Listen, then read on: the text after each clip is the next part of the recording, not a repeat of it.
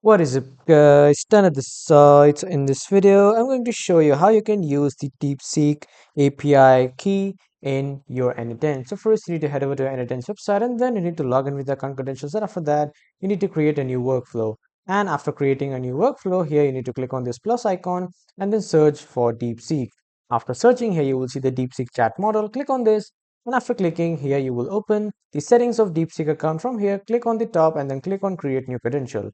After clicking here, you need the API key, and now to get the API key, you need to head over to api-talks.deepseek.com, and after that, you need to click on this API key. After clicking on API key here in the new tab, you will see the API keys window. From here, click on new API key, enter the name of your API key, and then click on create API key to create your new API key.